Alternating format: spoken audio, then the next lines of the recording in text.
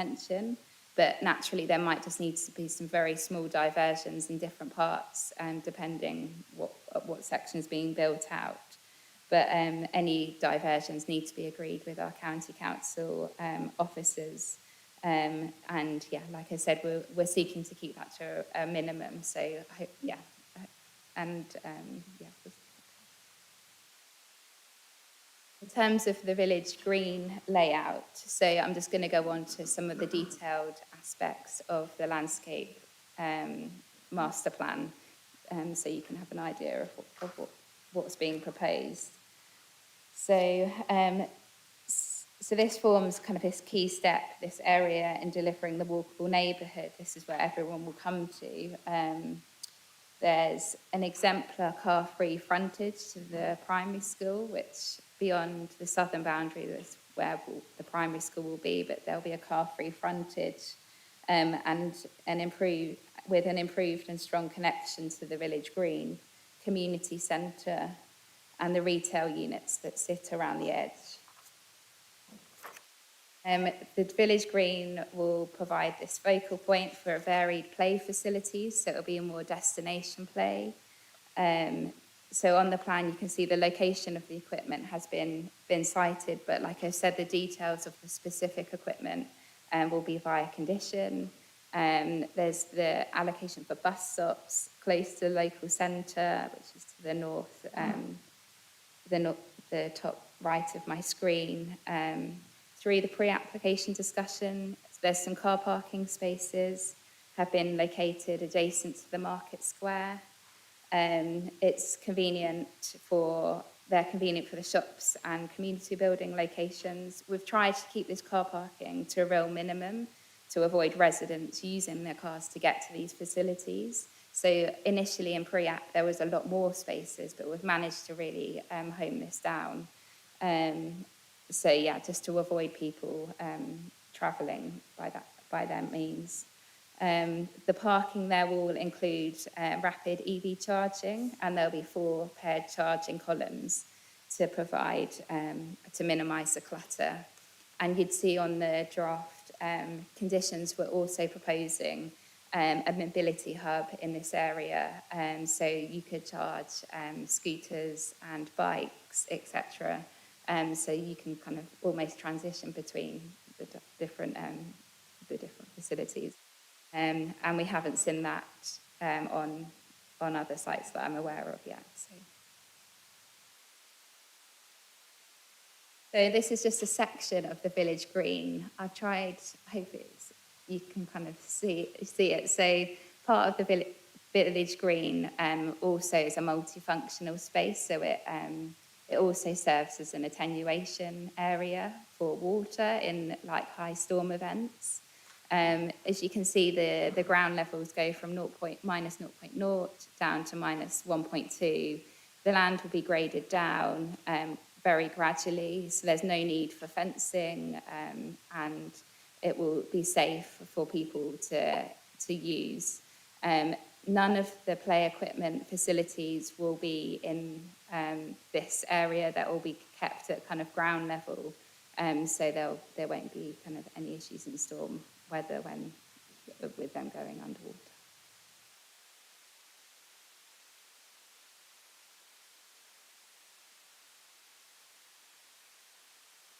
So in terms of the village green cycle parking, so there'll be a few cycle parking areas. There'll be Sheffield stands. We have put a condition on for the specific layout arrangements, and we can make sure that the cargo bikes and other bikes will be able to be accommodated within these spaces. The cycle parking areas have been located so there's easy access to the cycle parking network that runs around the edge of the space. This is just a CGI of the village green and market square. So there's been a slight amendment to this because the cycle way you can see going through the middle is actually now on the outer edge. So you just have to imagine that moved over. But it just gives an impression of what this space will become. So we've got, on market day, hopefully there'll be market stalls. We've got the visitor cycle parking there. We've got the community hub just in the background. And we've got the dedicated 2 metre cycle path that will run alongside the road. Rebecca, just for clarity, that visual is as it were taken looking in which direction? So can you see, there's a plan in the bottom right-hand corner. You can see the so it's two. Looking westwards? Yeah. Okay, Yeah. thank you very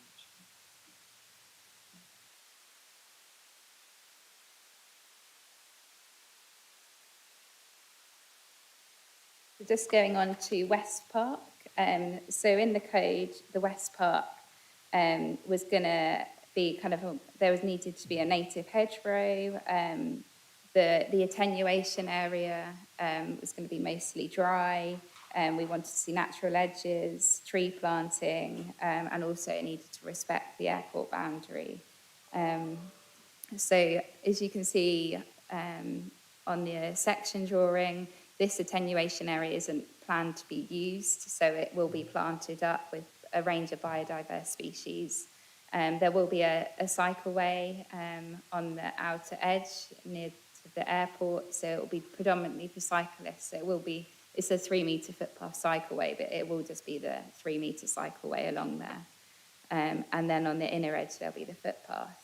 And I'm just going to show you the CGI. So this is kind of the CGI of West Park. So as you can see, there'll be bridges over the award drain that will connect the two different parts of the site, and the cycleway there on the left.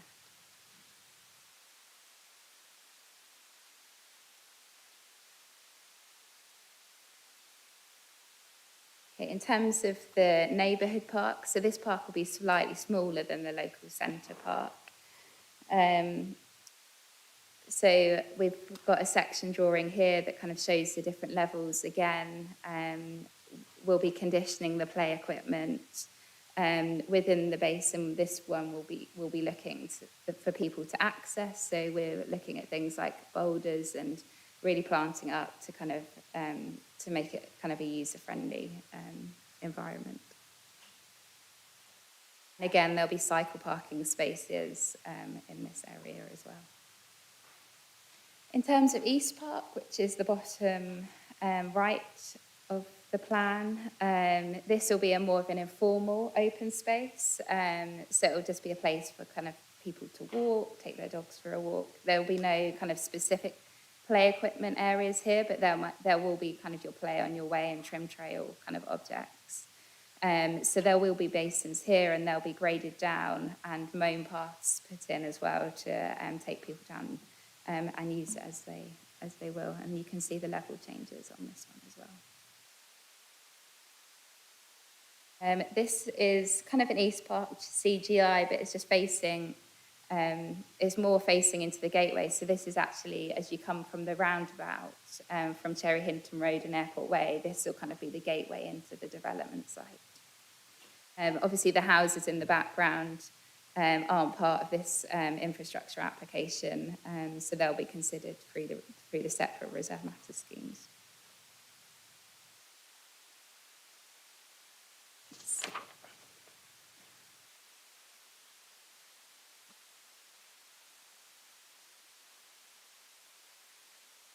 Going on to street design.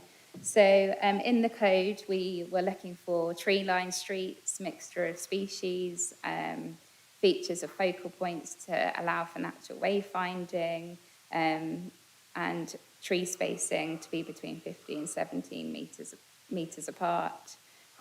We also looked at a greater range of tools to be used in the designs of the streets to keep the speeds low. We've seen a lot more used here than we have on other urban extension sites, such as Clay Farm or Trumpington Meadows. And this really enforces that vehicle speed below 20 miles an hour. So this plan shows the locations of the raised tables. We've got the build-outs in the roads, and these have been strategically located to avoid them cars going above 20 miles an hour. The junctions have also been adapted as we've gone through the consultation process following the concerns of CAM cycle, and we feel we've got a better outcome now, and they're considered to be in line with the LTN 120 regulations. So we hope it creates a safe network for cyclists. Just looking at diving into the detail, the primary street, which will be the key street, there'll be cycling and walking infrastructure that will be included in the street design. So either side of the road will have a dedicated 2-metre cycle route, and the cyclists will be prioritised at junctions, so they'll be able to kind of keep cycling. There'll be 2-metre footpaths either side, and then bus stops will be incorporated along the way. The design and layout of this street has been designed in close development with our highways officers as well. Within the primary street, you can see where my cursor is, it's the centre here, there'll be incorporated swales and open space. The swale design was kind of de-engineered with our officers, so they kind of look really soft in their appearance. The grades will be quite gradual, so there won't be any need for kind of fencing, and it gives the trees just a good bit of space to be able to grow. In terms of the features along the primary street, so like I said, we've got the big living veg, we will have trees, build-outs, segregated footpaths, cycleways and bi-directional, raised tables, and there'll be surface material changes to also help to slow people down. And this is just a CGI of the primary street, which really shows how soft we hope the appearance will look. So you can see here we've got the safe pedestrian crossings, which will be at the narrowest point.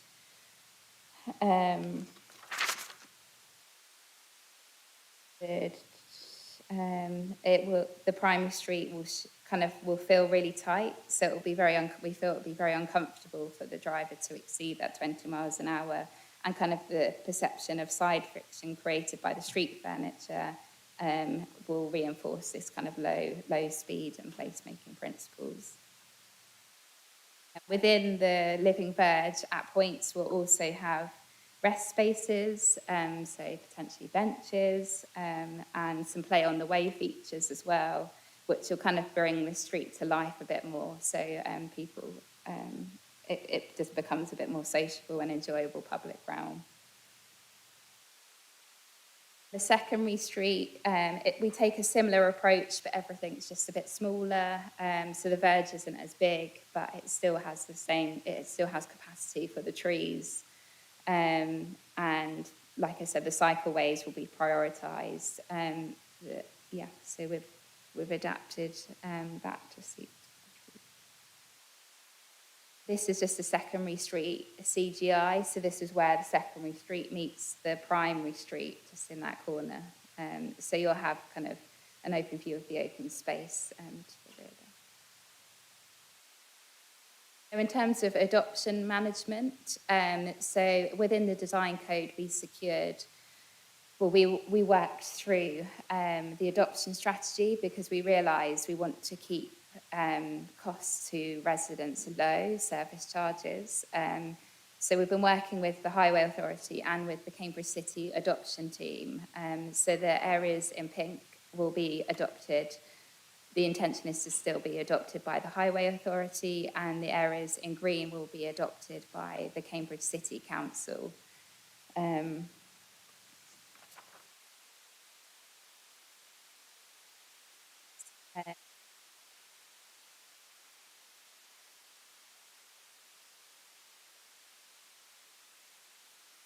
There's a few parking spaces which are in the centre, which are in the local centre, and there was a question about whether they could also be adopted by the City Council. We're currently exploring. I've spoken to the adoption team, and they're going to explore it, but I think there's some issues with enforcement, I'm told. But we can continue to see if that's a possibility.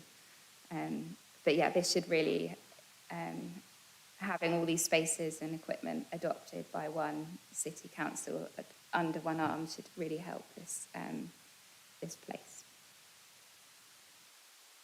So in summary then, the application, like I said, was submitted on behalf of Bellway Latimer for the approval of the reserve matters at Landlord for Cherry Hinton pursuant to the outlines. The proposal represents accumulation of pre-application consultation with relevant stakeholders, and officers consider the proposals reflect the ambition of the councils to provide a high-quality development. The details of the primary roads, landscape and other associated works have been shown to accord with the relevant planning policies, and this will ensure a coordinated delivery of the key elements of the highway infrastructure and landscape planting across the site. As set out in the report, the proposals comply with the adopted emerging plan policies, and we therefore recommend the application is approved. And I'm just, before I pass over to Councillor Brandham and Philippa, just for ease, I've just put a table on of the outline conditions that we are seeking to discharge and the ones that are not approved at this stage, just to make it really clear. And I've also put a list of the technical consultees that have responded to each of those conditions. Rebecca, can I just check that reflects in part, the table that you've got on page 2 of the amendment sheet? Yeah, that's right. Yeah, it's just taken from that. And then I put another table up for the draft conditions for the reserve matters. So it's just, I think there were some questions about whether there was the right conditions added, but I've just worked through them and they all seem to be there. And the technical consultees who requested them are just on the right-hand side. Like I said, the addition is condition 19 for fire hydrants, but yeah. We can refer back to them if we need to. Very much, Ms. Ward, for that very thorough presentation. So now we come on to the public speakers, and we have David Fletcher on behalf of Bellway Latimer, who is the agent.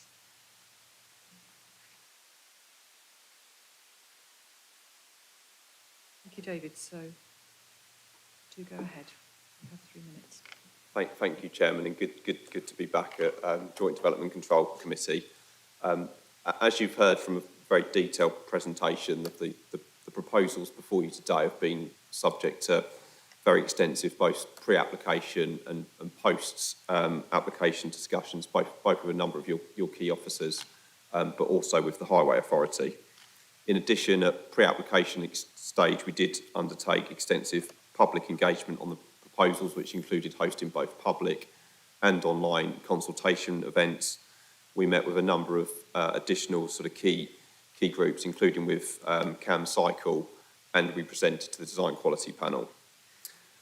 Again, as you've heard from your officers, the application has sought to closely follow the vision and objectives set within the design code for the site. I'm pleased to confirm that the Design Code has been shortlisted by the Urban Design Group as a finalist in the National Urban Design Awards for 2023, and we hope there may be more to follow. The principles set out within the Design Code have been fully embedded within this application. Again, as you've heard from officers, the primary and secondary street include a segregated both pedestrian and cycleway, provided either side with generous green space in between. As noted within the committee report, a 6.3 metre wide green living verge has been incorporated on the south side of the primary road. This verge will include swales, planting and provision for play along the way, all again which were key parameters within the design code. The scheme has sought to prioritise pedestrian and cycle movement over that of the motor car, again as you've heard from your officers, having regard to the principles set out within LTM 120. This has included reviewing the design of all key junctions to take on board the comments of CAMCycle as outlined within the committee report. In particular, we have sought to use strategic landscape planting as a feature to slow traffic speeds and ensure that both primary and secondary roads are designed to be 20 miles per hour. The proposals include provision for over 9 hectares of public open space, which is over half the 16 hectares we're proposing in the site as a whole. This quantum of open space significantly exceeds the level required under the outline application and again closely aligns with the design code. The The SUDS features within the site have been carefully designed to integrate with the landscaping and have shallow sides and planting where appropriate to avoid any risk of drowning. The planting strategy to the site has, to an extent, we acknowledge, been restricted by the airport safety requirements next door, but the applicants are committed to reviewing planting species at a later date in the event that the airport does close. As you've heard from officers, the scheme includes the diversion of the public right-of-way within the site. In this regard, we've had extensive discussions with the public right-of-way team at Cambridgeshire County Council, along with the Ramblers Association. Members will note within paragraph 10.2 that the Ramblers Association support the proposals, and we are intending to keep the right-of-way open as much as possible. If consent is granted today, the intention of the applicants is to commence the implementation as soon as possible, and we are very excited to hopefully implement what we consider to be an example scheme. Thank you. Thank you very much, David. We welcome your points. Just one moment, please. Sorry. We now move on to questions from members. I just wanted to note that Simon Smith, who is the chair of this committee, has joined us online. And I just wanted to ask Councillor Smith if he would like to ask any questions now, or if he would like to ask any questions at the end. Hello, Chair. Thank you. I will ask questions at the end. Thank you very much. Okay. Thank you. So, members, Councillor Hawkins, go ahead. And we're not separating things up. Ask your questions as they come to mind. Thank you. So, Councillor Hawkins. Thank you, Chair. Might seem silly, but two things really. First is the play space designs that were shown earlier on. There was the section on the top. I can't remember if you can bring up your The neighbourhood park. Yeah. It's just that some of it looks like coffins. Sorry, coffins. They look like coffins. Sorry, what looked like coffins? The play space, the play space design. Oh, right. Sorry, it looked like coffins to me, and I didn't think that. You mean it was oblong? I just wanted to, yes. I just wanted to confirm what they were. Can you see? I think On the top right. So what's your question, Councillor Hawkins? What are they? Oh, it's a bat box, I think. I think that's a hexagonal structure which has got Bug Hotel. Bug Hotel.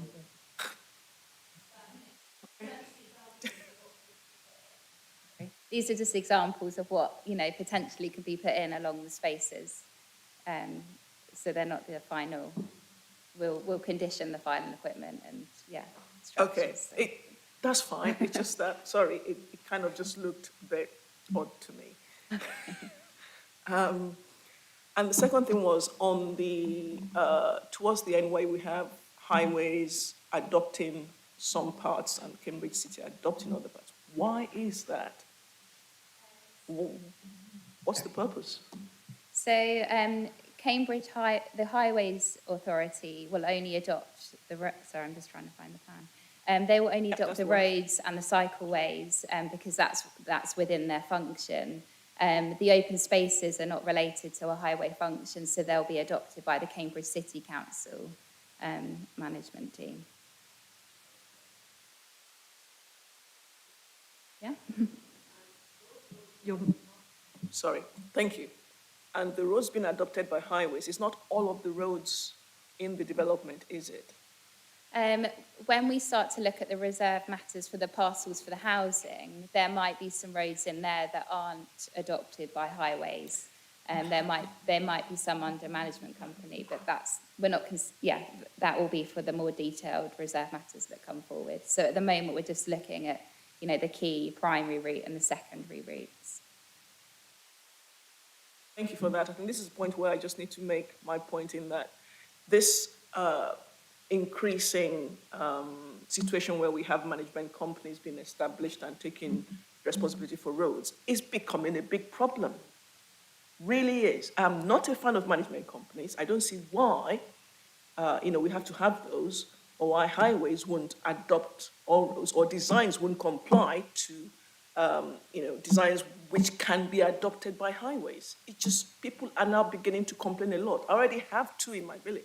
If I can intervene, Councillor Hawkins, we raised this at an earlier stage of this application, and officers know that we are, as a committee, we are absolutely concerned about the proportion of roads, it was a question I have written down, that are going to be built to a standard that can be adopted. And also, we are aware that the county council's adoption standards sometimes mitigate against that in these developments. So I'm absolutely sure that Ms Ward is aware that we want the maximum proportion of roads to be designed to an adoptable standard so that the cost of maintenance doesn't fall to the residents through the management company. And in fact, if you'll forgive me, I'm going to ask a second question which is related to that one. On that plan, there is one tiny little section in orange which is down to the management company, and I just wanted to ask, is that an illustration of a section which might be represented elsewhere on the site, or is that just one section down to the management company, and if so, why? The adoption framework is still indicative up to the point it's formally adopted, but we're kind of working towards the approach of highways and city adopting them. In terms of the orange part, I think at the moment it's envisaged that will need to be a management company. It kind of serves the back of the health centre there. So yeah, at the moment that will be management company because it's not built to the spec, well, it won't be built to the spec that the Highways Authority are looking for. Thank you very much. I have some other questions, but I'll wait. So I've got Councillor Williams, Councillor Porra and Councillor Khan so far. Councillor Williams. Thank you, Chair. I did just want to come back in on that point about adoption. The report, paragraph 19.18, talks about the principle of it being acceptable, and the officer just said that, it's sort of indicative at this point. That does worry me slightly. So I'd like to know exactly what we are approving or not approving here, because it would worry me if it turned out, further down the line that actually the adoption was significantly different to what we've got on that slide there. So can the officer provide any reassurance about that? Ms Ward? I'll answer what I can, but I might need Philippa just to step in. So the adoption process for these spaces isn't part of it. We're considering it alongside the planning application, but it's a separate process, especially in terms of the adoption of the roads. John Finney's on the call, so he might be able to take you through that process, but it's not part of the planning process. So they're decided at different stages, but we're designing as much as we can to be to adoptable standards. I think Philippa Kelly would like to say. Yeah, thanks, Rebecca. Yeah, just to come back on the points that Rebecca's been making. So the roads are being designed to be adoptable, to adoptable standards. But as Rebecca's explained, that is a separate process that will need to be consented by the county council. And the county council, in assessing whether something is going to be adopted, has quite a fixed set of parameters. But we are certainly aware of the concerns of JDCC. We've been relaying this back to our developers, not just on this site, but on other sites, to ensure that we design out any ambiguity about a management company taking over. So wherever possible, we're seeking to achieve adoption by the county council of the road network. And forgive me, does that include the secondary streets and tertiary streets as well?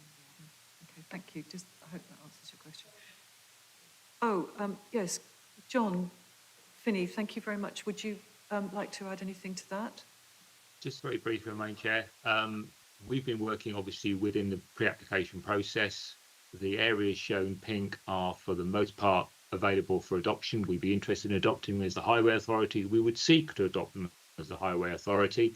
What we cannot do is force a developer to offer those for adoption. And with all due respect to this committee, you can't ask for a condition to do the same either. It's not legal. So while I can share both Councillor Toomey and Councillor Williams' concerns, as Rebecca and Philippa both pointed out, it is a separate process. The Highway Authority has been fully engaged in the pre-application process, and for the most part, those areas shown pink on this drawing, we will be seeking to adopt. Can I just ask for a clarification on that, John? If tertiary streets, secondary streets, because I think the spine route is the one that broadly goes east-west, and also there is a primary route that goes up towards the school at the north. Are the secondary streets also likely to come forward in a design that would be adoptable as We well? are presently dealing with reserve matters 1 and 2, which Rebecca will know a great deal more detail. They are being designed to be adoptable. We have been through that process. The modifications to the layout have been made so that they would be adoptable by the Highway Authority, yes. Thank you very much. I hope that answers our concerns as a committee. Thank you very much. Councillor Porra. Thank you, Chair. Yeah, I was going to ask about the adoption, because I noticed with the design code, I thought this was a very good example of where the developer had worked to make as many adoptable. So I'm grateful, and I really do hope that can be carried through, because I think that buyers understand that there's issues with it now. So I think I would hope our other developers will lead from this example. I just want to check a few things. When you say mobility hub, could you just confirm that isn't a big car park? Because I have seen that used on other applications too. I think my understanding is it isn't, but just be very grateful that we're not accidentally consenting a multi-storey somewhere in there. I think at the design code stage, I raised whether we could have an electricity supply to the square. Again, not sure if that's conditionable, but I do think, certainly we've learnt in Trumpington and other areas where we don't put that in, we either have no market or a diesel-powered market, both of which are certainly against Cambridge City Council. I'm guessing Cambridge South Cambs won't be too keen on diesel either. With the airport trees, I understand, Rebecca did pick up on this, I raised this previously, that if the airport moves off-site in the future, which will be a while away, I know, who will pay for the new trees? Because I think you mentioned we couldn't get a financial contribution, but I don't know whether we could have a sort of staggered 106 or something ring fence so it's not the City Council who has to put in the bigger trees later, certainly if there are gaps being left now. And again, I would welcome the car park spaces being adopted in the centre. Again, from Trumpington, we've had problems where car parks haven't been enforced and we've had parking. So again, anything you can do to encourage that would be gratefully received. And again, the same with the landscaping as well. The more that can be adopted, the better. Thank you. I think there are only a couple of questions in there, but thanks. Thank you very much. So, Rebecca, do you want to start off with Mobility Hub? Yeah, that's fine. So the mobility hub is really for bikes and scooters. We recognise that around the city at the moment they're just in ad hoc locations. There's no real area for them to be. So yeah, it's really facilitating them types of uses in them spaces. But we realise it'll be near the kind of the car club spaces as well, so you can kind of go between the two. Carry on. Yeah. Sorry, electricity supply to the square. I remember Councillor Porra raised this because of the future desire for public events that will need an electricity supply. Yeah, I think I'm just...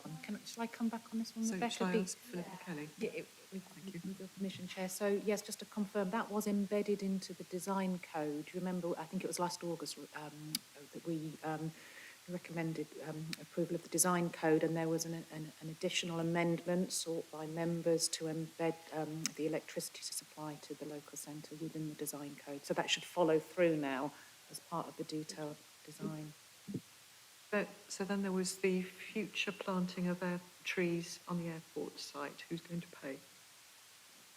I think Philippa might be able to answer that. Thank you. Yeah, sure, I can come back on that as well. So the Section 106 agreement relates to the outline planning permission, but within that there's provision for management and maintenance strategies, including for the open space. And so whilst the City Council has expressed an interest in taking on this open space, we wouldn't envisage this as sort of an additional costs incurred. It would just form part of their future management. So if better trees need to be planted due to the lifespan of a tree coming to the end, then I suppose they would be looking to replace with perhaps a more biodiverse or a taller tree, as they would ordinarily. It wouldn't be under the constraints of the airport safeguarding area at that time when the airport has moved off the site.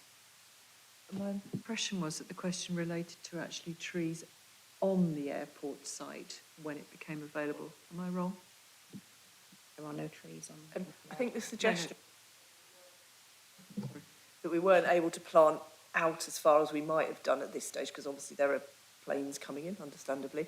So I suppose what I want to do is, if there are gaps at the moment that we can't fulfil because obviously the airport's there, it wouldn't be a replacement tree almost, it would be part of the ongoing maintenance to say that in 5 years there's some money set aside that these trees can be put in should the airport go, and if not, it could be used elsewhere on the site. Because my understanding is there was a stretch left, well, no point pointing, there's a stretch left near I think it was a 20-metre bit where we weren't able to plant large trees at the moment because of the airport. So it's almost like filling in the gaps later. Was that down the long northeastern, I think sorry, so. the western part? That's what my understanding was. I think it said in the report. I'll Yes. look up where. Near the public footpath, wasn't it?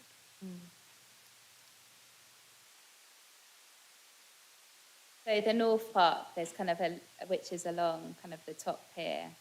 There's a bit more limitations as to how many trees can be planted and also the heights them trees can grow to. So certainly the management plan, where once the airport goes, there'll be a review so then trees can grow taller after that point. I guess the thing that we haven't been able to plant is things like fruit trees because they attract berries which attract birds and they're a hazard. So there might be opportunity to plant more trees. We just can't secure that by a contribution or anything at this stage of the process. But the developer's shown willingness to kind of introduce that into the management plan, and we can obviously agree them details. But yeah, Can we put something in as, we're not really doing that as an informative, but when the opportunity, when the restrictions that are imposed by the airport on the number and size of trees falls away because the airport's no longer being used as an airport, can we ask for consideration of new planting along that strip that's currently restricted? I think we can probably adapt the landscape condition. So I think at the bottom of the landscape condition, it talks about management and maintenance arrangements, and we can just make it specific on there that it should also include a strategy for when the airport.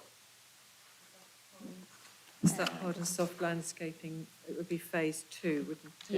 Yeah, phase 2. Well, we've got So it's hard phase and, yes, D at the bottom. long-term design objectives. Yeah. So can we sort of refer to it in there? Yeah. Councillor Porrer? Thank you, that's great. Could I just check, for the electricity supply, are you saying we definitely don't need to add a condition now? Because obviously I'm not quite sure how the design code relates to the bricks and mortar of conditions. I just want to make sure we don't come through and forget that we haven't got any electricity supply later. It is partly covered under the landscape condition, but again, if we just enhance it to make sure that that specifically happens. So it's See, it's covered under the landscape. like water features, kind of any of the services are covered under the landscape condition. It's the condition, we do it under condition 6, 5 or 6, 6 or 7. We can.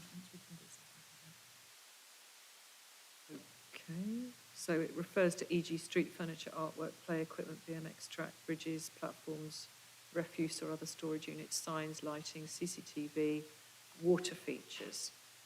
Can we add electricity supply Yeah. to that extensive list? Thank you. Super. So then, if we can do that, then the next one was car parking spaces and whether they will be built to an adoptable standard and adopted. I wonder, should we ask John Kenny about that? Or would you like to?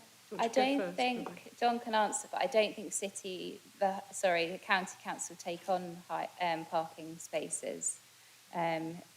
So I've spoken to the city council adoption team. They at this stage they seem a bit reserved about taking them on because they're. I think they've experienced enforcement issues elsewhere, but it's something that one of the adoption team are gonna take up with the car parking team at the city council to see if it could be a possibility. So I don't have the answer at this stage. But Do you want to come back, councillor Porro? No, that's brilliant. I just wonder if they aren't going to be if they are going to be maintained by the private management company, could we at least make certain that the enforcement is in place? Because I think what's happened often is they're built out, but then the enforcement doesn't follow until the whole thing is built. So I just wonder if we could have something to at least state that we expect that management to be active once the spaces are built, even if the rest of the site hasn't been built out, perhaps, just because I'm really keen to avoid what's happened in some of our other big ones, which I know Councillor Bradman probably knows more about than me, but does that sound like a sensible suggestion? Yes, is it possible to... Tricky, because that's a sort of operational issue, isn't it? Philippa, can you perhaps go... Oh, sorry, Rebecca, do you want to go? the only thing, if they're under a private management company, it would be up to whoever's managing them to make it to have their own enforcement arrangements. Yeah, if I can come in, I think this is something that we've encouraged site developers to pursue on other sites as they develop out, and I'm wondering whether, given it falls outside the scope of the planning considerations, maybe we can add an informative to encourage the developer and to pursue that course. I mean, for example, I know we have had that consideration about Darwin Green. So if we could put in an informative to require or request that some that enforcement is carried out as soon as the parking spaces are provided. So it sets the pattern of behaviour on the new development. In a moment, Councillor Bagent, I've got Councillor Khan first. Thank you. Oh, are you happy to wait a bit, Councillor Khan? Councillor Bagent's question is about the same thing.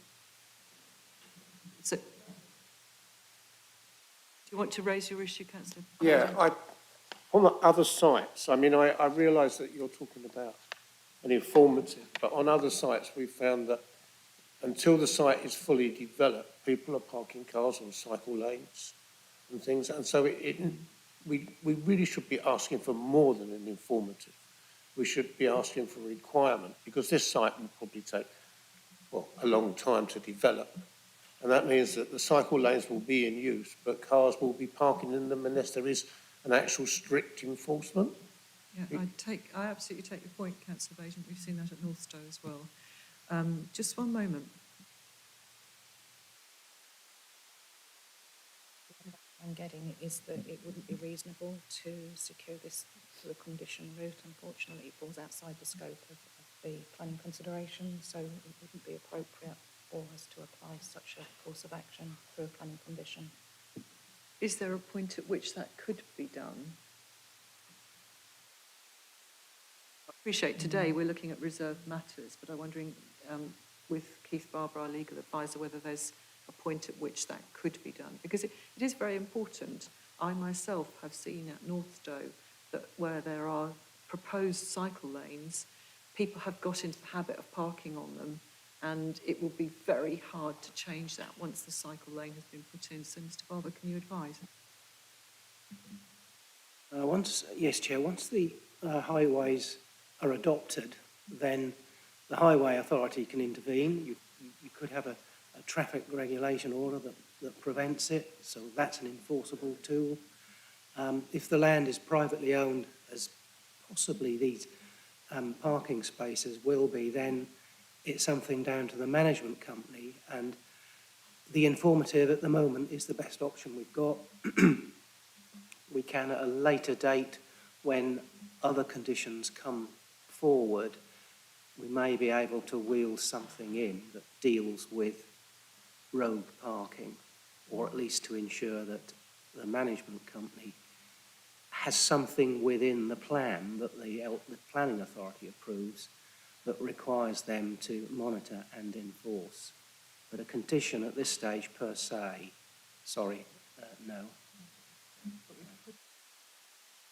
An informative to remind us? An informative there is there as a reminder for both developer and for officers when it comes to future things. Okay, so Philippa, if we can add an informative. And the final one that Councillor Porra raised was, and in fact it was something I was going to ask, about the landscape will be adopted.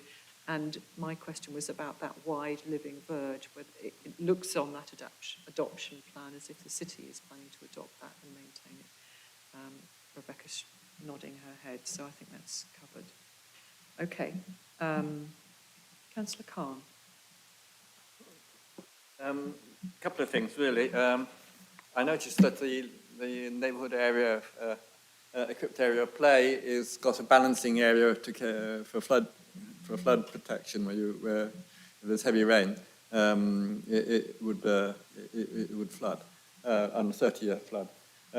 We've had problems in Impington in the site where there's a local area of play which has been used as a balanced recreational area, planned as a recreational area and also as a flood protection. While it's fine if you've got a really heavy rain and the thing fills with water, what's happening is that because it's a very impermeable material, when you're getting regular rain and it's getting very muddy and the grass can't take, and it's not very good for play. So I wanted to know what sort of surfaces you're having on that, how you're planning to ensure that if it gets sort of boggy or just muddy, it's going to be usable and the grass will take. Are you having hard surfaces on that area? Are you having, if you're having grass, are you having it permeable? What is the ground underneath? I looked on the geological plan, it appears to be alluvium on top of lower chalk there.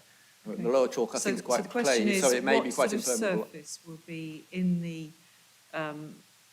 areas, certainly the village green is also in a dip, the neighbourhood park is in a dip. So there's a number of areas like that. So what surfaces, or rather what subsoil are we dealing with, and will these actually drain and be usable as areas of play if they have in fact been inundated with water? Rebecca, can you help us with that? Yes, sure, that's fine. I might start and then I might hand to Helen Sayers, who's the landscape officer on this, who might be able to just dip down into the detail a bit more. So the basins, like I said, the play equipment areas will not be in the basins, they'll be kind of separate. The basins themselves will be planted up. It will be kind of, as you see on the plans, it will be probably some wild meadow flower mix. There'll be grassed mown paths, so people can walk down into them. I think there's an indicative location of kind of like a platform on the green, on the village green, but there won't be any hard standing on them because we want the water to infiltrate into them. I'm just going to pass to Helen to see if you can kind of expand a little bit more. And Helen, in amongst that, can you perhaps address the question of how frequently it's anticipated that these basins might actually be filled with water, not filled with water, but with water that would cover the ground in the bottom of the basin? Thank you, Helen. Yeah, okay. Yeah, just to add to what Rebecca's already said. So on the village green, which is the space shown on the screen at the moment, the big circular area is the attenuation basin, and that will be grass. That the final surface will be grass, and that is designed to, I think it's taking the 1 in 30 year flood. So we don't know with climate change what's going to happen, but that's a quite infrequent flood event. And the play equipment in this space is separate and on a higher area to the right hand side. So in this space, the play equipment is outside the flood zone. It's completely outside the basin. And the surfacing below the equipment hasn't been decided yet. That will come later with the details of the play equipment, and the surfacing for play will be then. So one of the things I observe, Helen, in a development in Waterbeach, where there is a very large sud basin that is, in theory, also usable for play, is that it floods more often than I suspect you anticipate this will flood. So every time there's a heavy downpour, this Yeah. area in Waterbeach gets flooded. And because a lot of the families who live around that area are terrified of their children drowning, they are absolutely strict with their children that they should not go into that sud when there's a risk of rain. Or indeed afterwards, it's muddy at the bottom, so they don't want them to go in there because they'll get muddy. So actually children develop a natural wariness. Children are actually cleverer than we think, and they develop a natural wariness of that sud. So although there's a play area next to it, they go to the play area, but I have never seen children playing on the grass in the sud basin because they're frightened of it, and wisely so. So my concern, and I know Councillor Thornborough, were she here, would say the same thing. I am very dubious about the wisdom of combining sud areas with play spaces, because they do different things, they give our children different messages, and although you might think, oh, a child could play on the grass, if there's no water there, actually children are wisely avoiding those areas. So can you just give us some feedback on that, please? Yeah, I think it's slightly different across the site, but they are integrated. The two activities are integrated in all the green spaces in this scheme, and that is partly connected to the outline, the way the approved outline master plan was designed, so that open spaces and attenuation are combined. But on the other hand, we have it is designed so that the play areas the equipped play areas are separate from the basins, so that play can continue in the kind of designated play areas, even when there are flood events or when the basins are wet or muddy. I think we don't have the option on this site with the outline consent to separate them completely, because we just don't have enough space. Unless the only other option is to actually introduce fencing or railings around the more formal play areas, which we haven't taken that approach on this scheme. We've tried to keep everything very open. And allow a lot of flexibility in the way people can move around spaces.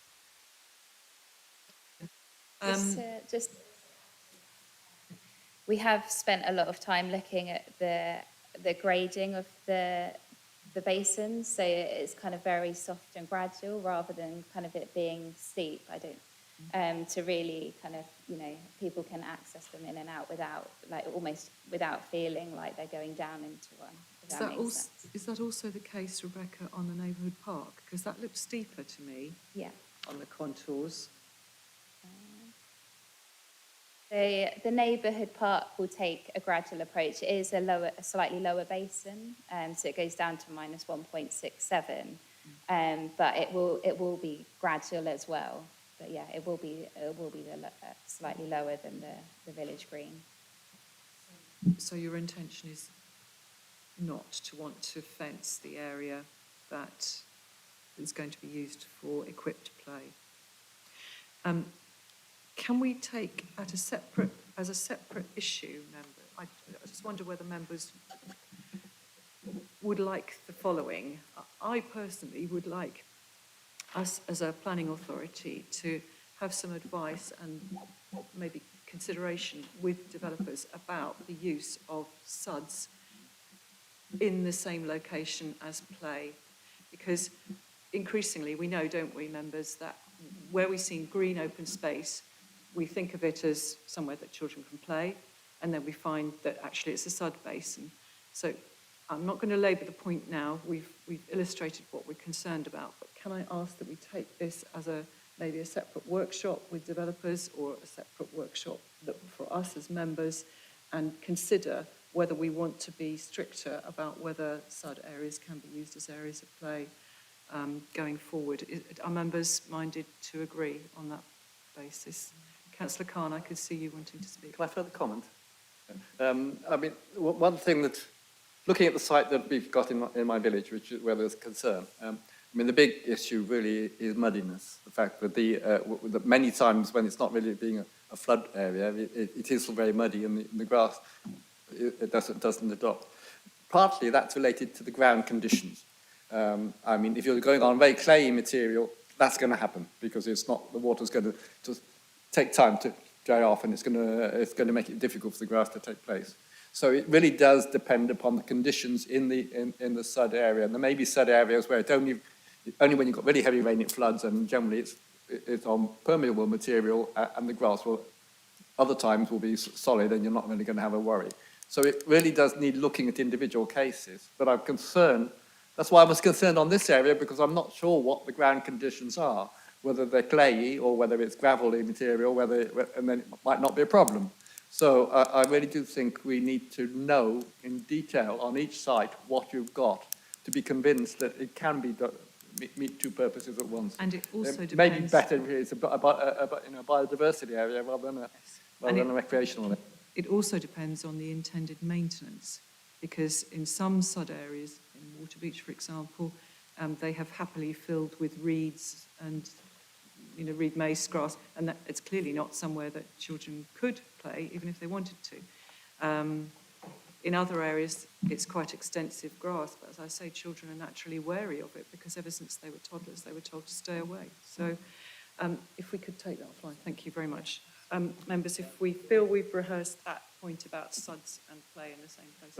There was another point I wanted to raise, just to highlight the fact that in this site, the green area is being adopted by the City Council, but half of the area is in South Cambs. And there was an ethical issue here that basically the people in South Cambs area are going to be subsidised by the rates of the City Council. This is not the only site where this is likely to be a problem. For instance, Darwin Green, I can imagine it could be a problem. There are a number of sites like that. And I wondered, first of all, how the City Council feels about that.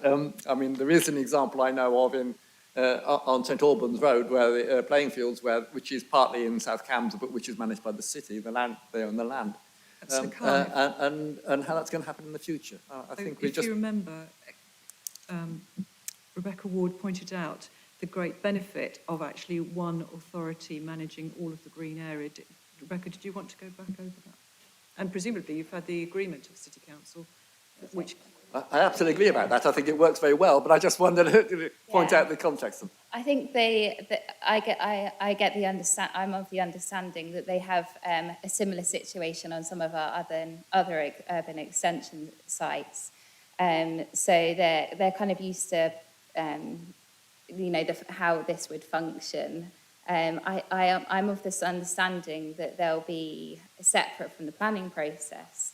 There'll be an agreement with the developer for maintenance and management fees that they'll have to pay to the City Council to be able to look after this whole area. And I think that's where most of the funding will come from for 12 to 30 years, depending on the part of the site that needs management for longer. So that's the understanding and kind of their approach that they take. But I don't know if Philippa, you want to add anything? Okay, that's fine. I think obviously the City Council will choose or not choose to adopt certain areas. I know they have done so on Darwin Green, and I think that makes perfect sense. So I think if they didn't want to, I'm sure you'd have the discussion with South Cambs, wouldn't you? Just to give members a bit of confidence, we've been reviewing the whole proposal with the adoption team, including their drainage officers in the adoption team as well. So they kind of fully understand, what hopefully will be adopted at the end. Thank you. And Councillor Stobart. Chair, thank you.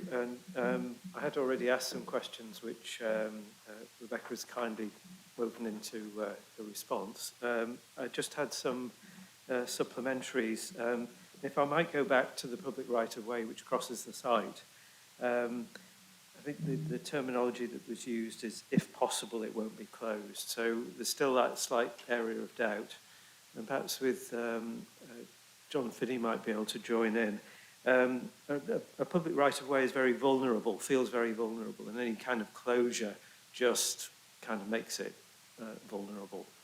And if there was if we could have an assurance that if that public right of way had to be closed for, maybe the delivery of some important piece of infrastructure, what's the reassurance? What does the user get by way of warning and then the reopening? So what's that level of reassurance? If I may go on, I've got a couple of other points, Chair. Can we just take the right of way first? Okay. And I'll come back to you, Richard. Rebecca? Yeah, so the public right-of-way, through the phasing plan, we've had multiple discussions with the rights-of-way officers at the County Council. The closure that happened earlier on in the summer was linked to the gas main diversion, and unfortunately I think the whole route had to be closed and diverted around. The public right-of-way is reopened. We expect it in large to be in place the whole development, but there might be need to be some slight small diversions around residential parcels on the site whilst it's being built out. But on whole, we hope the whole route will be open. In terms of the process for agreeing temporary closures and diversions, that's administered through the County Council, and they need to agree to them closures before they happen, and they give kind of a time frame for when they'll close. John, I don't know if you're familiar with how the process of them temporary closures and if there's any kind of consultation on them. But. So, John Finney, can you respond? Of course, no problem at all, Chair. Despite appearing vulnerable, I can assure you public rights of way have significant levels of and legislation to support their continued use.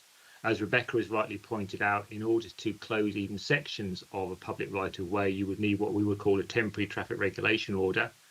This is advertised on site and in the press.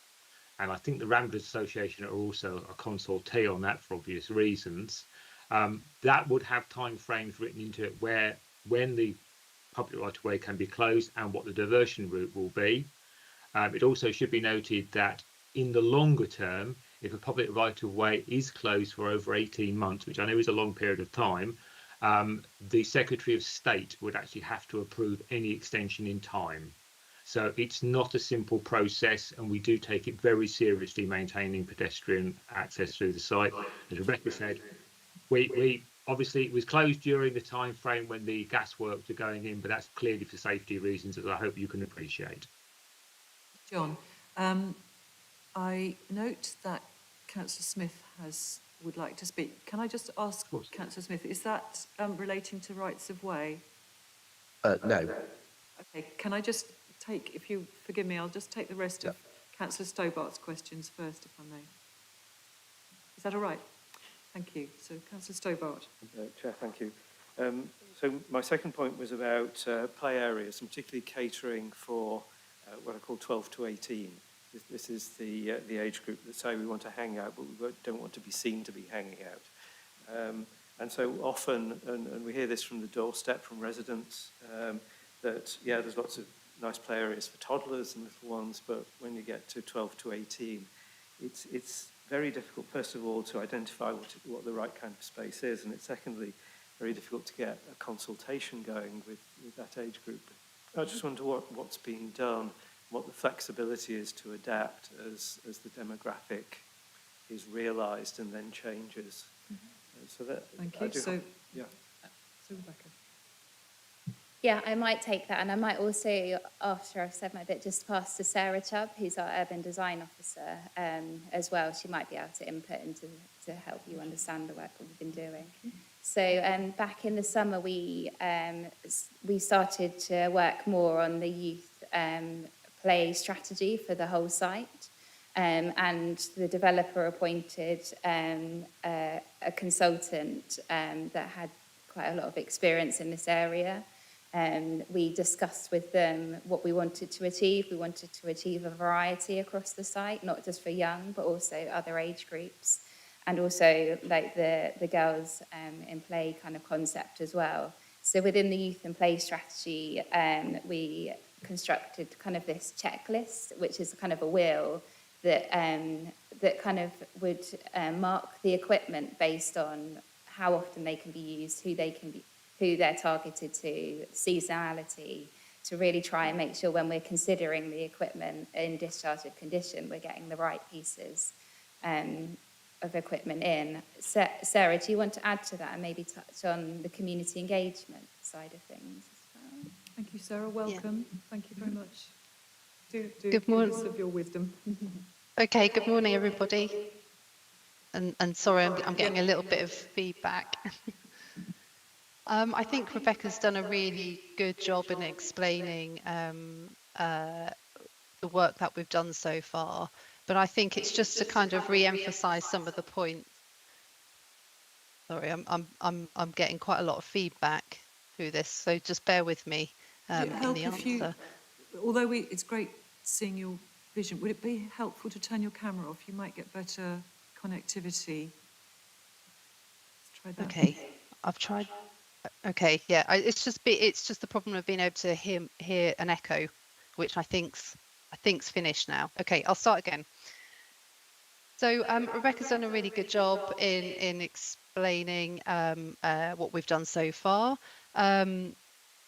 I suppose, like the design code really was the starting point in terms of the aspirations of play across Land North of Cherry Hinton, and it's very much pushing a playable public realm for everybody, multi-generational spaces, which, as you say, are not just for young kids, but also benefit adults alike, also encourage activity for adults and that really hard to reach group, as you mentioned, Councillor Khan, about teenagers and especially girls. And there's a really big campaign at the moment about making space for girls and making sure that, you know, that their desires and wants are reflected in open spaces.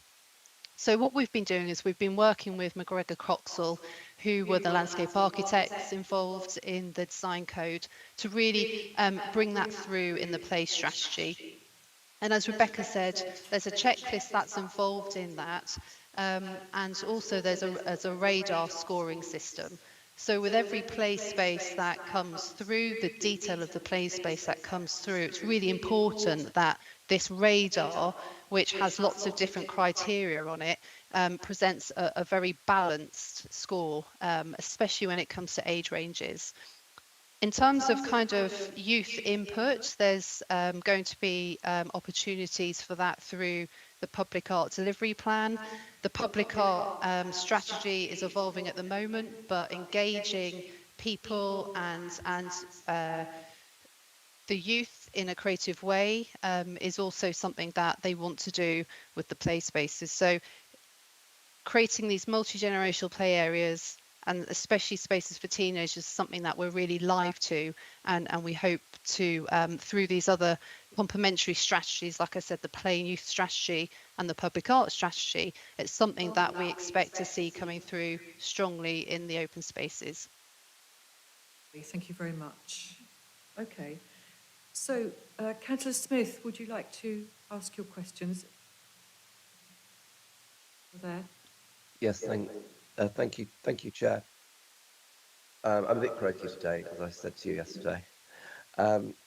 So, on the question of the parks, I very much welcome the multi-generational strategy, and particularly the emphasis on play equipment for girls. I think that's a really good thing, and we need to be doing that more widely.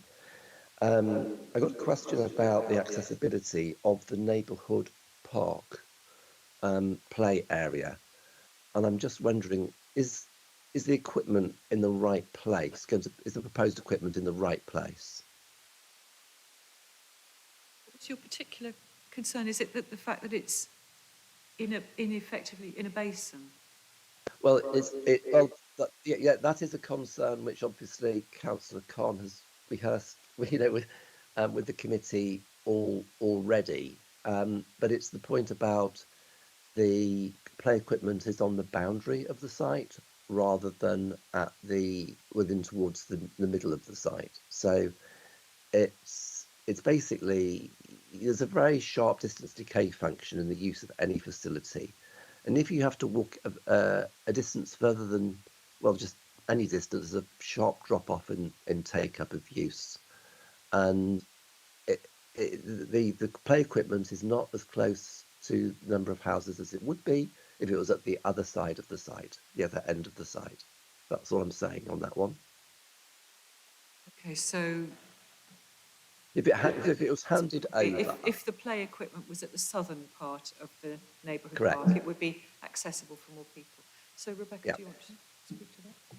Yeah, so in terms of the neighbourhood park, the play equipment I think has been set to that. So beyond this picture here actually cuts off quite a lot of chunk of land. So beyond that is kind of West Park, and then you get to the airport edge. I think the play equipment's been located there, so people using the non-motorised routes along. So I'm just going to find the CGI. So this is, you can see the park equipment on the right-hand side of the screen, and then you've got the West Park there, and then you've got the airport edge on the left. So it's been located there because it's in direct access off this kind of linear, non-motorised car kind of area, so people can kind of come off and on. I guess if you located it to the south of that space, you'll be closer to the primary road. So I think there's probably pros and cons, but I see. yeah, that's kind of where our team got to. okay, I'm happy with that, Rebecca. Why would I doubted your wisdom on that? Okay, so the second one is raises the question about what happens prior to the adoption of the roads and traffic management. I mean, it is entirely with the developer, but as the developer's agent is present, all I'd like to say is that Darwin Green, this was the most frequently raised complaint on the doorstep by newly arrived residents at Darwin Green, that people were parking cars in the cycleways.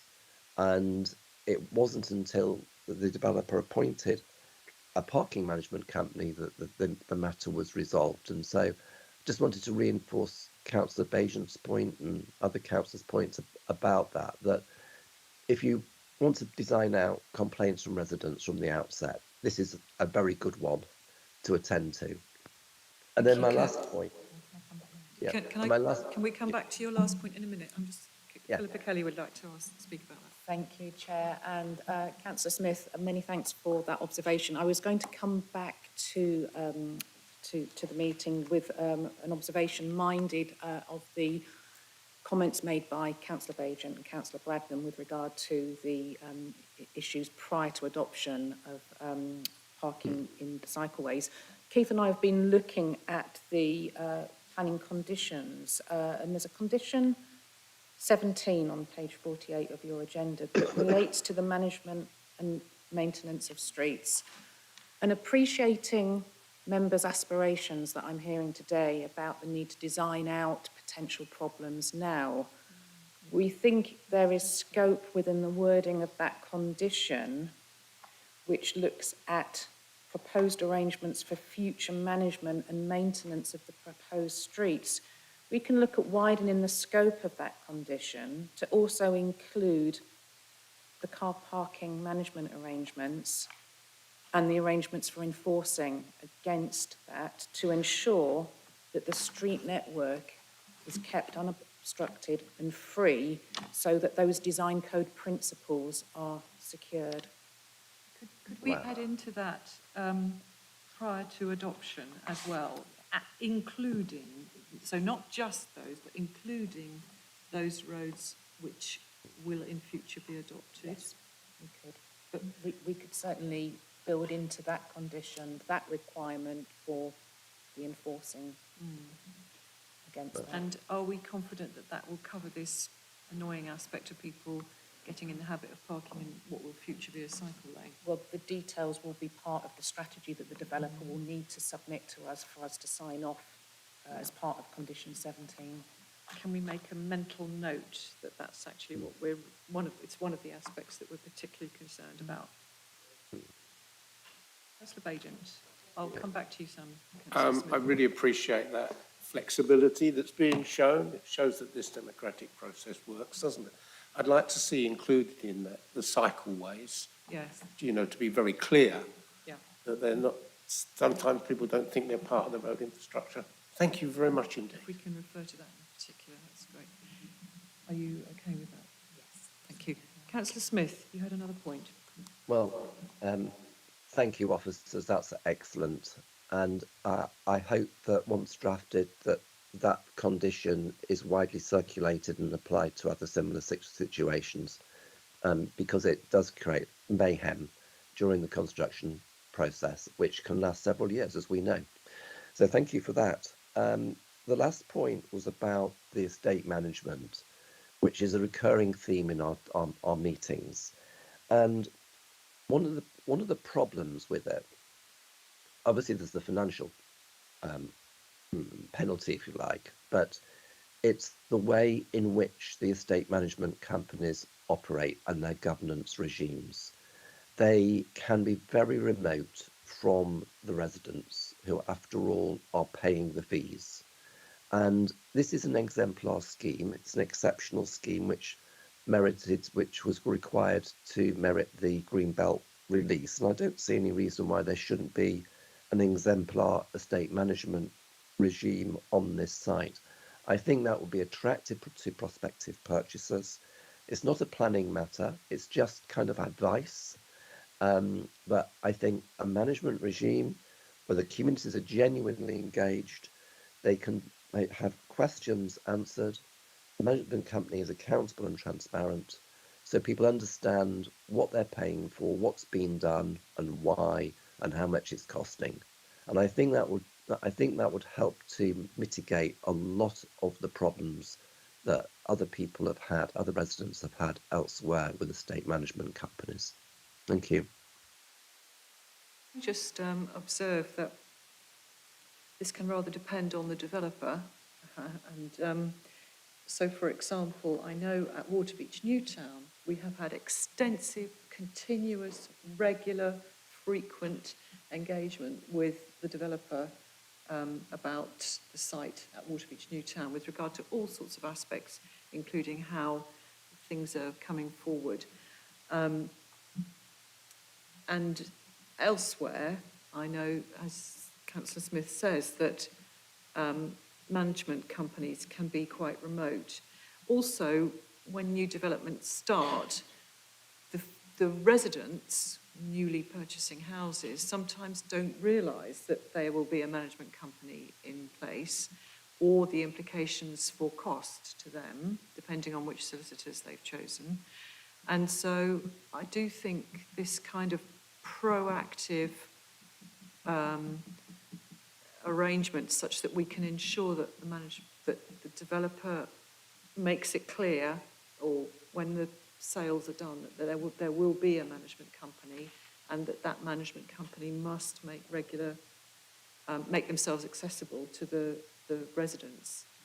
I'm looking at Philippa Kelly in case there's something that you can give us comfort on with this regard. In this regard, I'm having to think on the spot here, but I think what we could do. So the requirement for management and maintenance strategy is a clause of the Section 106 agreement, and Rebecca hopefully will correct me if I'm wrong. So the opportunity to review the approach to the management of those spaces will come to the local planning authority to sign off, and I think it's going to be really critical that we take a proactive approach in reviewing that submission to ensure that aspirations that have been vocalised today are secured.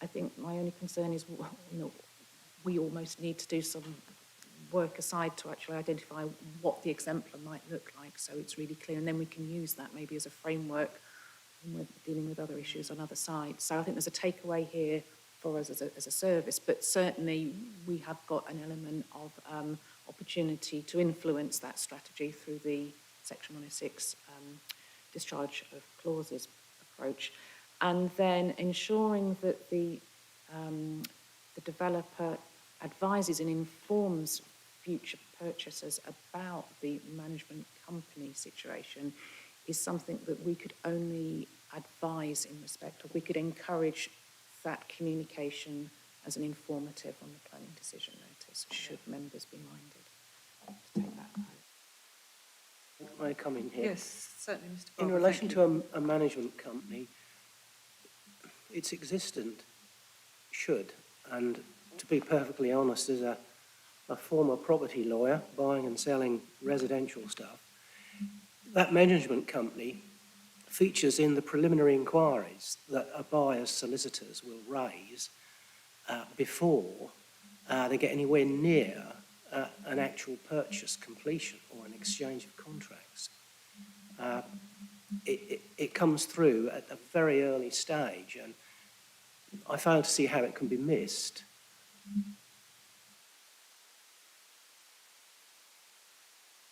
And of course, the other option, and this is very much a matter for the developer, of course, is that they create a residents association rather than a management company. Pretty much the same thing, but the residents are each a member of that. They should play an active role. They've fallen out of favour over years because it requires buyers to actually do something and participate. And of course, not everybody wants to do that. They'll always leave it to someone else. So it's a matter for the developer to choose between those two tools, management company or residents association. The residents association is a much clumsier model, and it requires a hell of a lot more work for a developer to put into place and to ensure that it works. That's the important thing. I think It's a possibly much I've more said- democratic model, though, isn't it? And I know at North Lodge Park in the north of Milton, it was set up originally with a management company, but on the understanding that within 1 or 2 years, they took on residents to sit on that management company, and now it's a majority residents with just support from the management company. So because they have quite a large area of land to look after.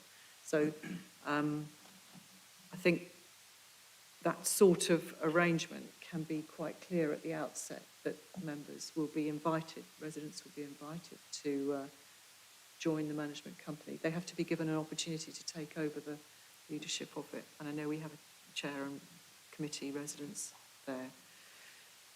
So can we put something in as an informative to suggest that the future arrangements for management will be proposed?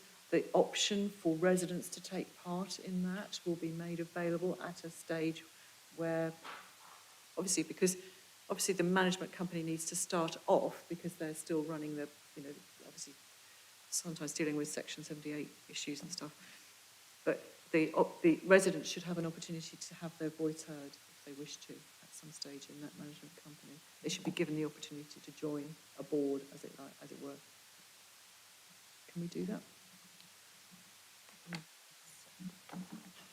Yeah, certainly. We can look at the advisory note to ensure that the developer of the site ensures that details of the management company are included in the publicity and marketing of the site, and that also the council's preferred approach would be for a residents' association to Or for residents to be given an opportunity to be part of that. Yes. Yeah.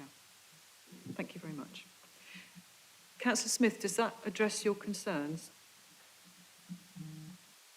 Yes, thank you very much, Chair. Is that your last question? Indeed it was, thank you. Thank you very much. Thank you for taking part online. The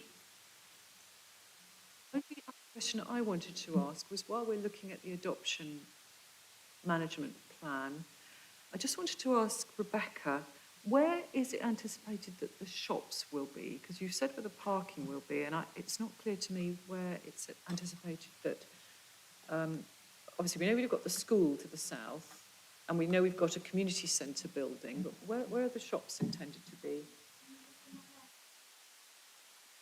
Use what's called the laser pointer. That comes up as a red blob, which is easier to see.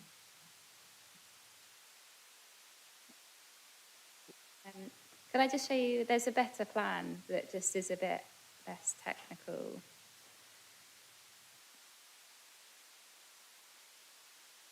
So So can you see this? This is in the design code, but it's probably better at this kind of level. So you've got the local centre there, you've got the primary school in the blue, and then the red units are the retail units, and the health centre is in there as well.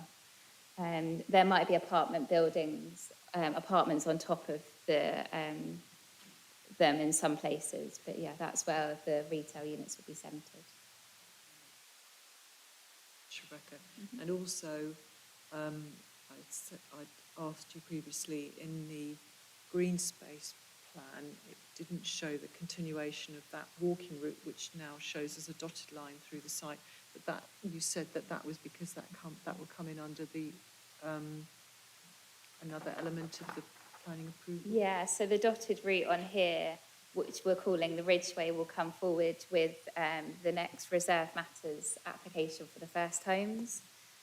So these first homes here, it will be included within that plan. It's not included within this infrastructure application. Thank you very much. I can see some more hands up. So, Councillor Richard Williams, Councillor Martin Khan, Councillor Bagent. Chair, my point is not about the planning application. We've been going for just over 2 hours Yes. now. Can I request a Yes, break? we can. I just wanted to, to clarify, I wanted to get through the questions for clarification, and then I was going to take a break, if you can hang on that long.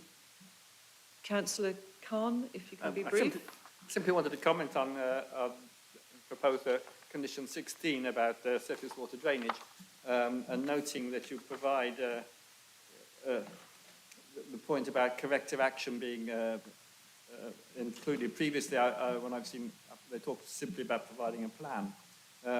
Is this I hope this is a reaction to previous problems we've had, and I would comment, and hope this would cover any problems that might arise, because it's difficult always to predict what happens with surface drainage. Is that the intention, and is this a new approach? Yeah, so this is kind of a newer approach. We have seen this condition on a few more recent planning applications, but it's just to make, like you say, make sure that once the drainage infrastructure is all in, it's operating correctly, and is doing what it needs to do before it's either then adopted by the city council or it's adopted by a private management company. So it's just an extra layer there. I'm glad about that. Yeah, which is reassuring. Thank you very much. And Councillor Bagent. Thank you, Chair.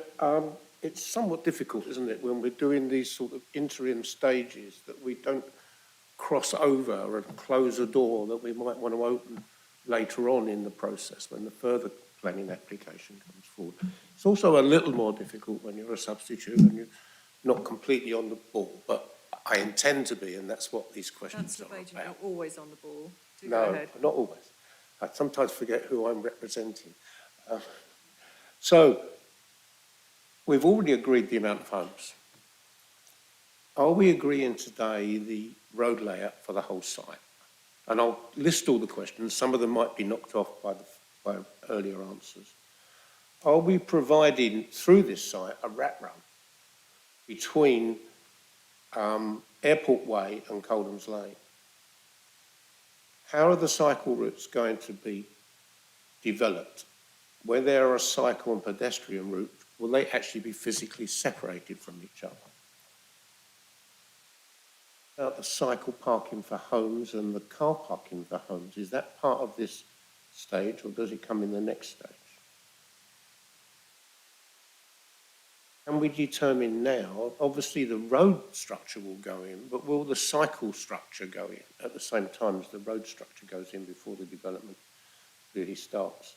And will the Section 106 agreement for open spaces come in partway through the development, and will there be a requirement for the open spaces to be open at a certain stage in the development? So say when 300 homes have been built, is that going to be built? Does that come up in this stage, or does it come up in the next stage? I'm sorry if some of this seems a bit, but I think it's very necessary for me to be clear on these issues. That's fine. Is those your questions? Yeah. Yep. So far. So, I've made a list. So, Rebecca, do you want to respond on road layout? Are we agreeing the road layout?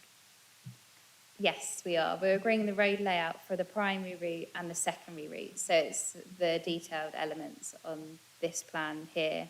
The tertiary routes, the routes that are connecting to the houses, will be dealt with at each reserve matters phase. Thank you very much. And have we created a rat run? I seem to remember us being very careful about this in the early design stages. And I think you're going to tell us that, well, I'll let you say.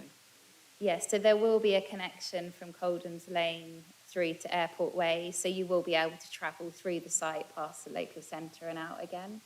That was considered a requirement as part of the outline due to the pressures on some of the roads in Cherry Hinton. We've tried to make the speeds along this road as low as we can, so no more than 20 miles an hour, so we've got the build-outs to really slow traffic speeds down, so hopefully it won't kind of create that kind of rat run fast.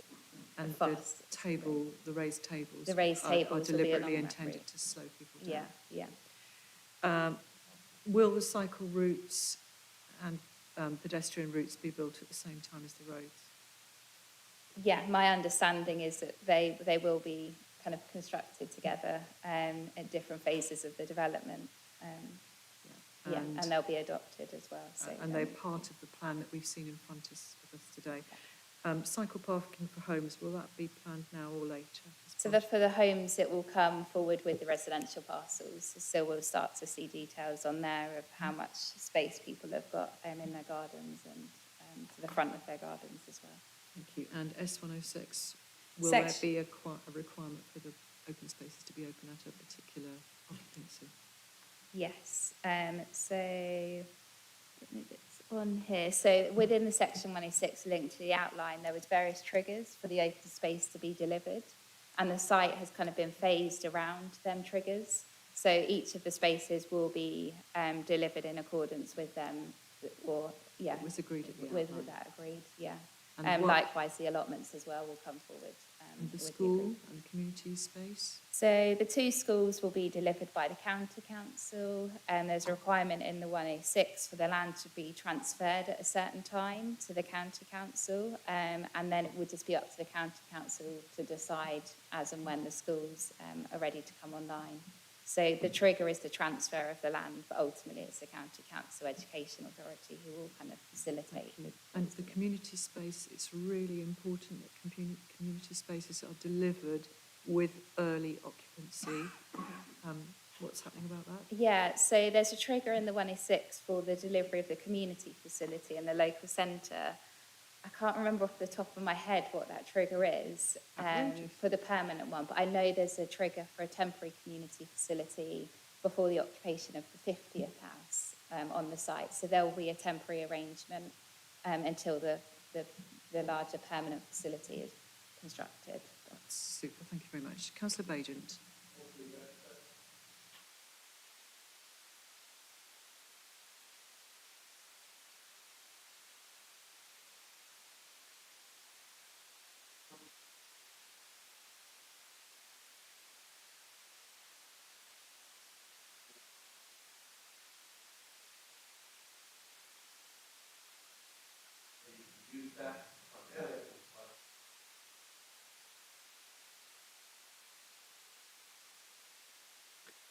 I know we looked at that very carefully at the early stages, but Sorry. John. And I'd like to know, I don't think you've answered this, how the cycle and pedestrian routes will be separated. Plans for that, don't you? Yeah, I've seen the plans, but it doesn't say how they'll be separated. It shows them running alongside each other. But will there be a curb? Will there be a physical barrier How will of they some be sort? separated? Righto. Yeah. And then, great about the school, but will there be a section 106 from this site to pay for the whole school? Do we know what that is yet? And if there is, what is that section 106 agreement, or is that not part of the agreement that we're making today? Rebecca, would you like to respond? So with the transfer of the land to the county council, the developer is also required to pay a contribution towards the delivery of the schools. But it's proportionate to the amount of students that are likely to arise from this development. So it's likely that the county will need to seek further funding from other sites to be able to put into the pot to be able to build it. But yeah, that was the approach. Yeah, that was decided and outlined. And will the cycle routes be separated from the pedestrian routes, or is that something for a later stage? On some parts of the site, in some of the parks, the cycleway is separated from the footpath. Along the primary street, which is the picture we have up here, they run alongside each other. The material, I understand the materials will be different, so we'll have the red asphalt for the cycleway and a darker colour for the footway. But there won't, I'm of the understanding, unless John Finney, you know anything different, but they'll just they'll sit alongside. There will be no curb lining or anything in between them. But John, you might just want to clarify because it's more of a technical adoption thing. John. If you can, Chair, please ignore the CGI image. There will be a Cambridge curve between the carriageway and the cycleway, which effectively makes the cycleway part of the carriageway, just a slightly raised section. And there will actually be a demarcation between the cycle route and the footway in this particular instance to enable wayfinding for the visually impaired. At the moment, we're not quite sure exactly what curb height that will be, but there will be a physical demarcation between the two. Did you say the Cambridge curb is between the carriage, well, because we've got between the carriageway and the cycleway? Cycle route, yeah, which makes the cycle route part of the carriageway, but it's a raised section of carriageway. Then we end up with a curb between the cycle route, which is the red material, and the footway, which is the black material. So there's a demarcation between those two, which obviously aids wayfinding by the visually impaired, because guide dogs are trained to walk along the curb edge. And obviously individuals using wayfinding sticks use the curb edge to enable them to navigate through space. Okay. I think that... Councillor Bajan, you might be stretching Councillor Williams's patience, but I shouldn't say that. Carry on. No, perhaps not. I don't think the question was answered about the rat run through the site. Okay, John, can you answer the question about how the decision was made as to whether there would be a through route through this site or whether there would be a block? I will do my best, because that was obviously dealt with by my colleagues in the transport assessment team, and I will freely admit that the methodologies, while not completely beyond me, are not something that interests me greatly. Yes, there is the opportunity to use this route as a through route, as Rebecca has explained. That is originally part of the design to take some of the pressure off Coldham's Lane and the Airport Way junctions in Teversham Drift. However, as Rebecca has also explained, there are a series of obviously traffic calming features along the route, so raised tables, build outs. The route itself is not complete, obviously it has certain diversions within it. It's not a straight run. There is no way of preventing motor vehicles from using that route, but hopefully they will do so in a reasonably civilised and courteous manner, purely and simply because they can't actually go very fast through here. So yes, Councillor Bajan, if you want to use the term rat run, it will be able to use as such. I prefer to use the route that can actually be used as a through route to assist all traffic. That includes pedestrians, cyclists, motor vehicles, through using the network within Cambridge. John, Rebecca, did you want? I think we've understood that point, Councillor Bajan. Well, I'd like to object to that. Okay. And I think that we are both councils trying to reduce the amount of through traffic on minor roads, particularly. Yeah. We're actually putting obstructions in the way on minor roads. This is a minor road, and we're opening up a minor road to take traffic from a major road. Councillor Bajan, I don't know if you were a substantive member of this committee when this went through the design stages, because I know we looked at that, the balance between making this a blocked route early on, and after we'd gone all through the discussion, it was decided that it would be like this. So I absolutely understand your concerns. But I think what we are being advised is that it's recognised that cars might try to go this way, but actually they will face a considerable amount of, and I don't know if you saw the frequency on the screen at the moment, the frequency of the raised tables, that will provide a considerable deterrent to cars who want to go through quickly. Rebecca, did you want to add anything further to that? Anything further to ask about? Well, I understand what you're saying, Chair, and I know it sounds like I'm being really difficult, but we are closing roads currently like this to through traffic in the city to prevent the very thing that the officer spoke of, which was, I think his words were, and I'm not criticising the officer, but I think his words were to ease some of the congestion problems on Cherry Hinton. So it is designed to take traffic off of Airport Way.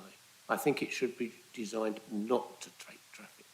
My experience of methods used to slow traffic down indicates that traffic doesn't necessarily slow down. SUVs are designed to jump over these things. And I think it's just totally wrong. It should have a gate on it somewhere, a bus gate, maybe allow the bus through, absolutely. But not to allow through traffic. Airport Way is a very, very busy road. It gets congested at the Cherry Hinton roundabout. So I will potentially be led to vote against approving this because of that through route. Thank you, Councillor Bajent. We've heard what you've said. Councillor Philippa Kelly will come back.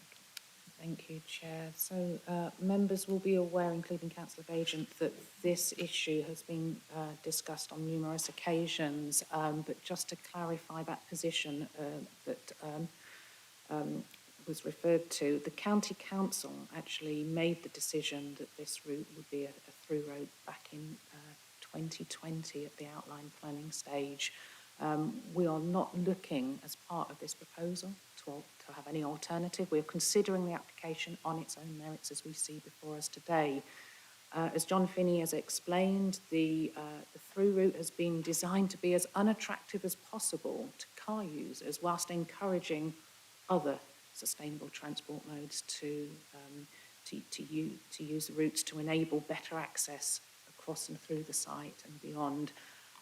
So I think the key reminder here is we must look at the application as it's submitted as before members today, which raises no objections and is acceptable in planning terms to all consultees, including the local highway authority.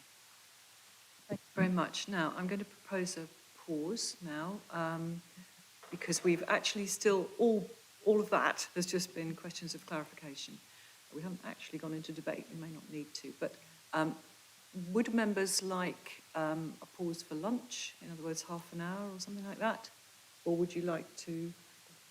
Oh, no, okay.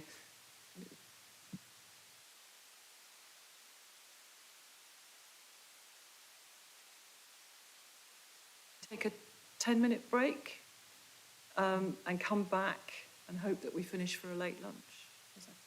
Is that okay? 5 minutes? Okay, so if we come back, let's say we'll come back here at 12:30. Thank you very much, members. Can we go offline, please?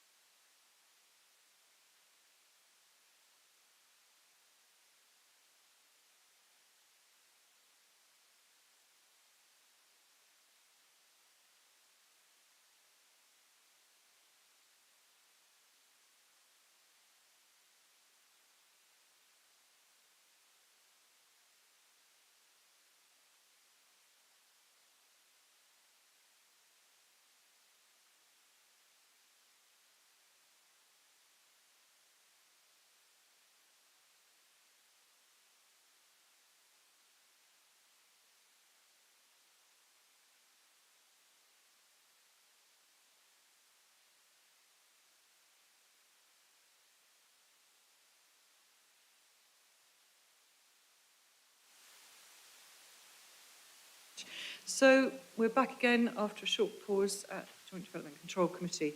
So we've had a lot of questions of clarification, which in theory means that we could go into debate, and we can do, but I just wanted to point out we've probably covered most of the ground that people have wanted to cover.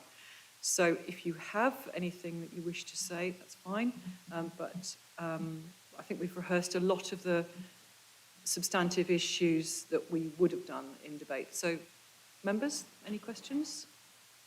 Oh, Councillor Bagent. I'm sorry, Chair. I really am sorry, but Don't be sorry. I'll be as brief as I can. Thank you. In 2020, LTN 120 hadn't been approved, I don't think, and we approved this through route, or maybe gave it some sort of leeway. It is now 2023, and I repeat what I said in the question phase. I think this is a mistake, and if it stays in without a comment from us, then I shall be moved to vote against it. Okay, thank you, Councillor Bagent. Philippa Kelly, can you respond to that? Only just to reiterate the comments that I made before, the development has been found acceptable in planning terms, including with regard to highways matters. And so I don't think I can add anything further from my previous comments with regard to this point. Thank you very much. And as we know, planning can never be retrospective. We have to deal with what's in front of us today. And the matters that we're looking at today are these applications that resolve the discharge and reserved matters applications. So if there are no further comments that members want to make, I think we'll go to Philippa Kelly to go through the recommendations which are on the amendment sheet with the revisions that we've discussed about as we've gone through. Would you like to sum up as well? Yes, please. Okay, thank you, Chair. If I can also just take an opportunity to sum up what we've seen today. So clearly a lot of work has gone into developing these proposals. The scheme has been comprehensively reviewed by officers, and there's been some great collaborative work undertaken with the applicant team, led by Rebecca on behalf of the Shared Planning Service. Officers have scrutinised the scheme design thoroughly throughout the process to ensure key overarching principles set out in the approved design code for the site have been embedded, and that does include compliance with LTN 120 as well. The proposals are a key part of delivering the infrastructure which will service the land north of Cherry Hinton development site, which will enable the delivery of over 1,000 new dwellings and the associated facilities that go with them. So these strategic elements before us today form an integral part in delivering the walkable neighbourhood, where an exemplary car-free frontage to the primary school with an improved and strong connection with the village green, community centre and retail units all sit at the heart of the development. The applications before us today are acceptable in planning terms, and when they're assessed against material planning considerations, as identified in national and local plan policy, there are no reasons why we should not support the scheme as before us. So therefore, the officer recommendation is one of approval. Now, it's quite a complicated decision-making process we need to follow now. The approval is set out on the amendment sheet, and that is a recommendation halfway down page 1 under the word decision. The word decision should read updated recommendation. What we're doing today is taking the two applications separately. First of all, we will look at approving the application 2022-03137/REM, which is part of the site that's applicable to South Cambridgeshire District Council. Now, before I go through that in detail, I just want to run through the updated conditions and informatives which we've just discussed today. And I don't know whether it would help, Rebecca, if you could put up the recommendation on the slide. So with regard to the reserved matters applications for infrastructure, the conditions and informatives are set out from page 40 of the agenda, but there have been some changes as we've heard today, and I'm just going to run through what those changes are so we're very clear. first change is an update to condition 1, which relates to time to ensure consistency with the outline permission. The second update is an additional condition, 16, which relates to fire hydrants. Sorry, 19, thank you. I'm now going to move on to the additional changes or updated conditions that members requested. An update to condition 17, maintenance and management of streets, to reflect the need for details of parking enforcement for highways and cycleways prior to adoption. An update to condition 6, hard and soft landscaping, updated to reflect the need for electricity supply to the local centre and the review period for the landscape delivery to future-proof in the event that the airport relocates. This was relating to the possible future planting of trees. That's right, relating to possible future planting of trees. There's also an additional informative to advise the developer to ensure that the details of the management company are included in publicity and marketing of the site, and also for residents of the site to be given the opportunity to form part of a residents' association. Now, it's recommended that delegated authority is given to officers to write the updated text that you've suggested today, and also delegated officer authority to carry out any other minor amendments to the conditions and informatives that are set out on page 40 of the agenda. And can that be in agreement with the chair and vice chair? If you so wish, it can be in agreement with the chair and vice chair of JDCC. So, if members are happy with all of that, we can move to the first part of the recommendation. Okay. Yep, okay, that's lovely.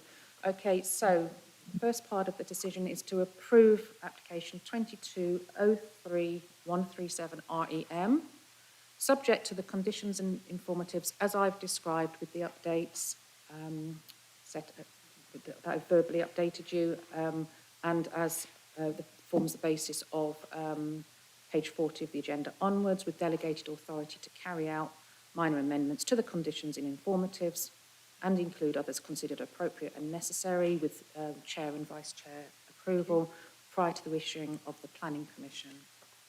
That's the first part. Take a vote on now. Yeah. So members, if you are minded to approve that, would you raise your hand?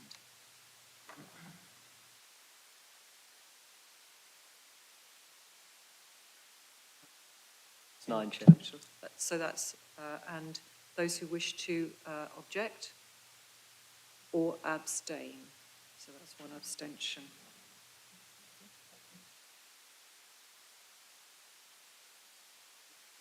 Was that an abstention or an objection, Councillor Bagent? That's what I thought, yeah, okay. And then we can move to the second limb of the first part of the recommendation. Sorry, if we move now to the second limb of the of that recommendation. So now, with regard to application 2203-137 REM, to approve or not approve the partial discharge of conditions in the outline consent planning application S1231-18OL, insofar as they relate to this reserved matters consent, with the exception of condition 23, which can be discharged in full, according to the recommendations for each condition set out in the table at the top of page 2 of the amendment sheet. So members, if you are happy with those, either where it says approving or not approving and partial discharge, can I take your agreement by raise of hands?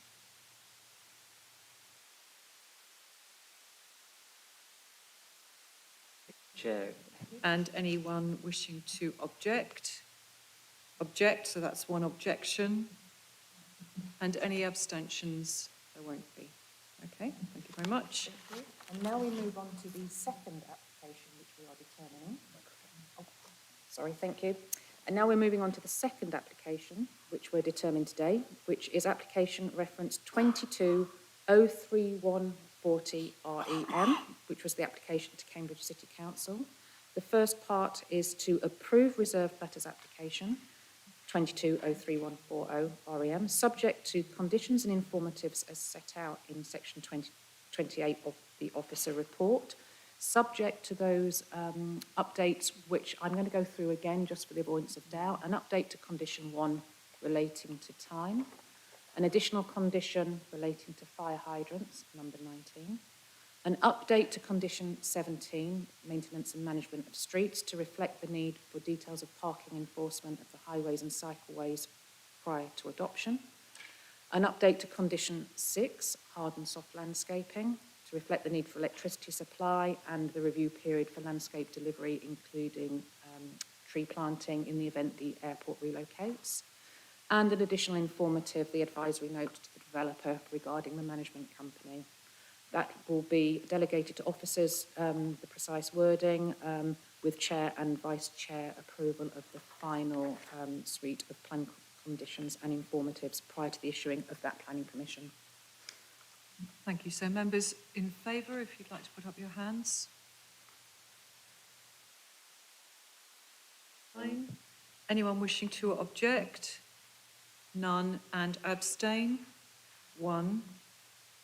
Thank you. That's carried. And item 2. Finally, the second limb of this recommendation, so application 22031440 REM, to approve or not approve the partial discharge of conditions in the outline consent insofar as they relate to this reserved matters consent, with the exception of condition 23, which can be discharged in full, according to the recommendations for each condition set out in the table at the bottom of page 2 of your amendment sheet, and also helpfully on the screen in front of you. Okay, so members, if you're in favour of that item 2, as Philippa has just read out, can you raise your hands? Fine. And any objections? That's 1, and no abstentions. Thank you. So those are carried, members. Thank you very much. Thank you all. Right, just one moment.